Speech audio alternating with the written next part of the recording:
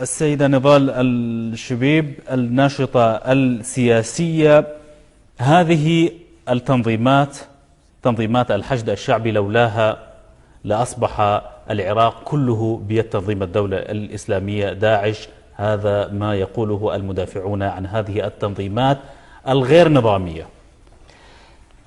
مع الأسف 30,000 شاب من شبابنا اللي موجودين في ما يسمى بالحشد الشعبي انقتلوا.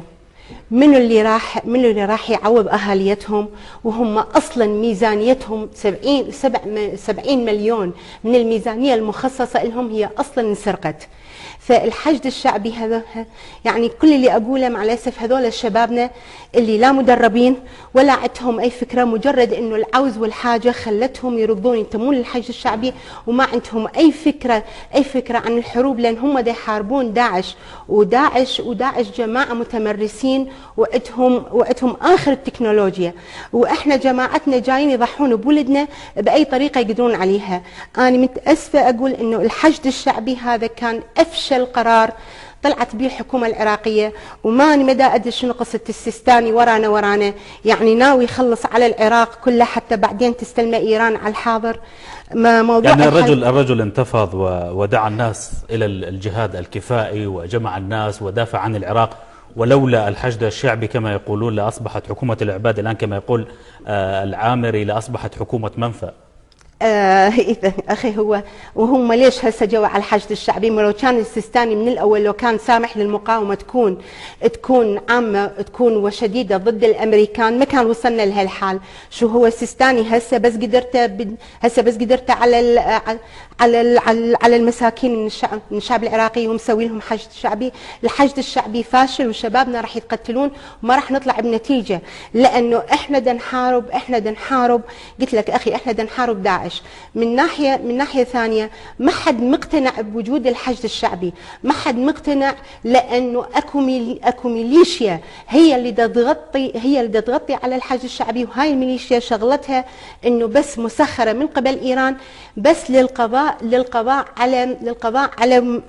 على شعبنا. بغض النظر بالمناسبة احنا قبل كنا نقول سنة شيعة، هسه العراقيين دا يتقتلون، واللي دا ينقتلون اكثر شيء هسه الشيعة دا يتقتلون.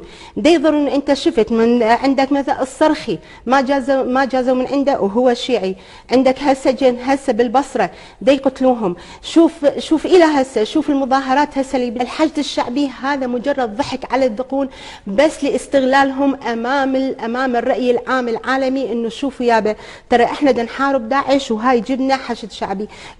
الحشد الشعبي مشروع فاشل وثبت فشله ولن يستطيع ان يحرر العراق من اي مكان. هذا راي نضال. انا رئيس وزرائي مو حيدر العبادي، انا حاليا رئيس وزرائي والكل بالكل هو قاسم سليماني.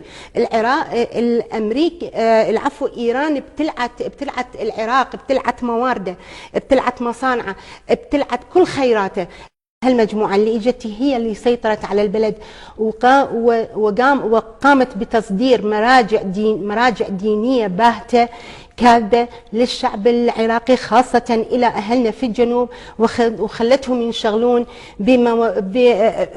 مع الأسف أقولها بمواضيع العراقي كان أرقى من إنه بس يقضي حياته كله يركض ورا رجل ورا مرجع ديني حتى يلطم أو حتى هذا الدين. ذكرت من يعني عندما جاء تنظيم الدولة داعش خرجت المراجع الدينية في النجف، في كربلاء، في بعض المحافظات، وأفتت بقوة باتجاه الجهاد. طيب هناك احتلال إيراني، إذا كانت هذه المراجع لها ولاء لهذه الأرض التي تربت عليها، أليس من الأجدر أن تقف أيضا أمام الاحتلال الإيراني؟ لا، هنالك علامات استفهام كثيرة أخي بالنسبة إلى الفتوى التي صدرت كما يقولون من المرجع الأعلى آية الله علي السيستاني.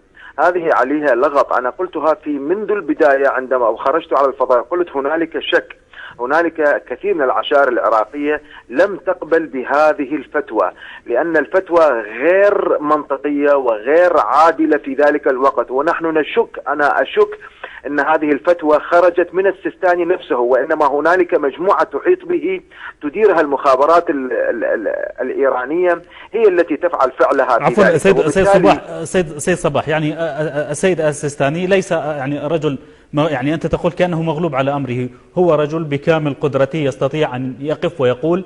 أنا لم أقل ذلك. لا يستطيع أخي، لا يستطيع. هو مكبل، قاعد في بيته مكبل، يعني تحت الإقامة الجبرية. أنا أقولها وأنا مسؤول عن كلامي.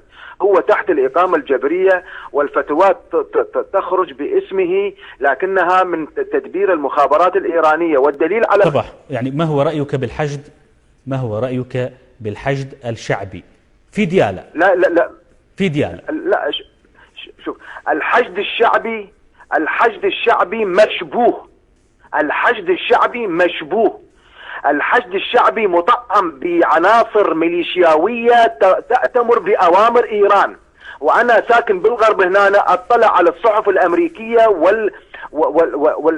والإنجليزية يقولونها بكل وضوح. ميليشيات مدعومة، ميليشيات بين قوسين شيعية مدعومة من إيران، أخذوا هذه الفكرة وهي فكرة واقعية. الميليشيات